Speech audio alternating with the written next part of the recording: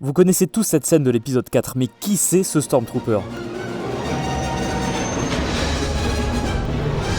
Non, c'est pas assez précis ça. Mais qui c'est ce Stormtrooper qui se cogne la tête ? Non, c'est encore trop vague. Mais qui c'est ce Stormtrooper qui se cogne la tête dans l'épisode 4 ? Parfait, c'est bon. Tout commence donc avec ce moment d'un nouvel espoir où un Stormtrooper se cogne la tête contre une porte. A l'origine, il s'agit bien évidemment d'une bourde au moment du tournage, l'acteur ayant certainement eu du mal à voir avec ce casque. En vrai, c'est pas faux, hein, c'est... Ah, on y voit que dalle là-dedans.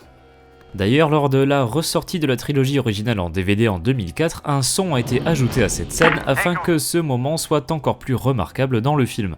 Ce petit passage que tout le monde aurait pu oublier a bien évidemment été repris dans l'univers étendu qui a proposé une longue histoire sur ce malheureux Stormtrooper. Eh ben non, pour une fois, y a rien.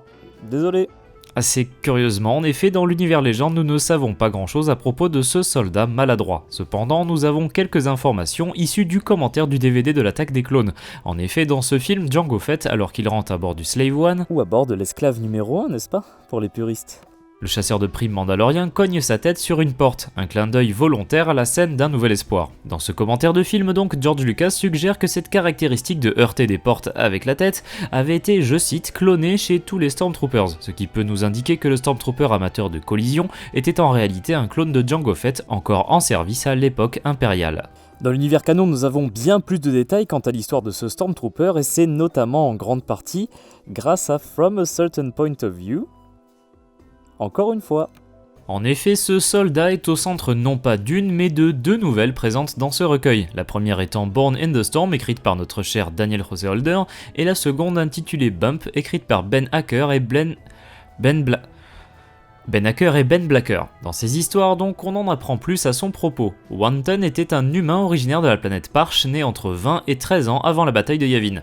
Il faisait partie d'un clan qui subsistait sur cette planète particulièrement rude.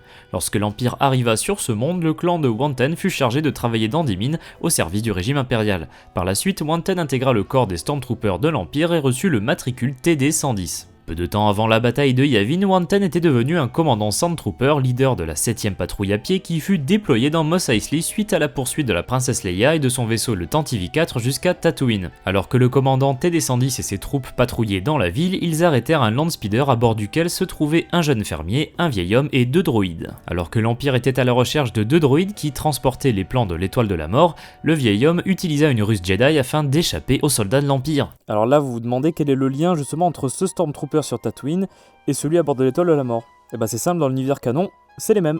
A savoir que dans l'univers légende, il s'agit de 2 personnages bien distincts, le commandant Sandtrooper sur Tatooine étant nommé DSS-0956, mais revenons à l'univers canon. Wanton avait un esprit faible et fut particulièrement réceptif à cette ruse. Son subordonné Sardis Ramsin disait d'ailleurs qu'il avait l'habitude de tout répéter 2 fois. Ce qui prouvait au passage qu'il n'était pas le blaster le plus chargé du régiment. TD-110 fut troublé par cette manipulation mentale et laissa les individus partir. Sa patrouille fut par la suite appelée pour empêcher le Faucon Millennium de quitter Tatooine, mais n'arriva pas à temps dans le hangar. Wanton fut donc réassigné à bord de l'étoile de la mort peu de temps après, et souffrait d'atroces maux de tête dus à la ruse Jedi qu'il avait subie. À cause de cela, il fut forcé de déléguer le commandement de ses troupes à quelqu'un d'autre. Lors de son poste à bord de la nouvelle station de combat de l'Empire, Wanton réalisa que les droïdes qu'il avait vus sur Tatooine étaient bel et bien ceux que l'Empire recherchait, et ceux qui avaient transporté donc les plans de l'étoile de la mort. Alors qu'une escarmouche avait éclaté dans la salle de contrôle 327, Wanton et ses frères d'armes y furent envoyés afin de la sécuriser. En entrant dans la pièce, Wanton heurta la porte, ce Stormtrooper étant véritablement toujours troublé par ce qui lui était arrivé sur Tatooine. Il reprit ses esprits lorsqu'il reconnut les droïdes qui lui avaient échappé auparavant. Il tenta de rattraper ses erreurs en leur tirant dessus. Cependant, il croisa la route d'un mauve qui prit sa conduite comme de l'insubordination.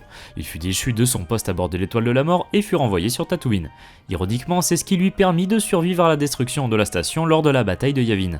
Le pauvre petit Wanton fut par la suite déçu d'avoir raté toutes les grandes batailles comme celle d'Endor ou de Jakku. Pourtant, l'histoire de Wanton ne s'arrête pas là.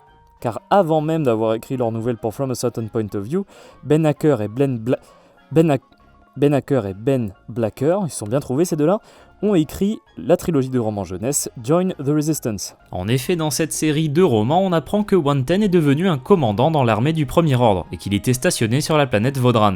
Alors qu'il était plutôt athlétique en tant que Stormtrooper impérial, il est dit que Wanten avait pris du poids et perdu beaucoup de cheveux. Il espérait un jour pouvoir obtenir une promotion sur le cluster Bitelari. Malheureusement pour Wanten, lors de l'attaque de la base Starkiller par la Résistance, il fut tué par la collision entre son vaisseau et une navette de classe Griffin par l'Escadron J, le groupe qui constitue les personnages principaux de cette trilogie de romans jeunesse. Vous êtes très certainement au courant du mystère qui peut entourer certains acteurs de la trilogie originale, surtout pour des rôles aussi obscurs que celui-ci. C'est le cas par exemple de Will Rohood, dont l'acteur original avait été retrouvé par le vidéaste Nicolas Delage dans une vidéo assez récente, et c'est à peu près le même cas qu'on a avec ce Stormtrooper, puisqu'on ne sait pas exactement qui l'a incarné dans l'épisode 4. En effet, TD-110 a été joué par plusieurs acteurs. Lors de la scène sur Tatooine, c'est l'acteur Anthony Forrest qui porte l'armure. Lui qui a également joué le rôle de Laze Lonenosner dans une scène heureusement ou malheureusement coupée de l'épisode 4, à vous de choisir. Un personnage qui est d'ailleurs revenu récemment en compagnie de Kemi Marstrap dans le livre de Boba Fett, incarné par de nouveaux acteurs bien évidemment. Pour ce qui concerne la scène à bord de l'Étoile de la Mort, nous ne savons pas vraiment quel acteur s'est pris une porte en pleine tronche, bien que nous ayons deux théories assez crédibles. De nombreuses personnes pensent qu'il s'agit de l'acteur Laurie Good, car ce dernier s'est rappelé avoir cogné sa tête pendant un tournage s'étant déroulé dans les décors de l'Étoile de la Mort. L'acteur a même sorti une chanson en lien avec cette anecdote qui s'intitule Who Was the Stormtrooper Who Banged His Head, ou Qui est ce Stormtrooper qui a cogné sa tête sur iTunes en 2016. Une autre théorie assez probable est celle de Michael Leader qui clame avoir incarné ce même Stormtrooper. À cause de ces versions différentes, il est assez compliqué de savoir qui a réellement joué ce Stormtrooper dans cette scène. Merci d'avoir regardé cette vidéo, j'espère qu'elle vous a plu. Si c'est le cas, n'hésitez pas à laisser un like, n'hésitez pas à commenter pour dire quel personnage obscur de l'univers Star Wars on pourrait traiter dans cette série de vidéos. N'hésitez pas également à vous abonner à la tribune de Coruscant et à activer les notifications si vous ne voulez pas rater nos prochaines vidéos. A bientôt et que la force soit avec vous.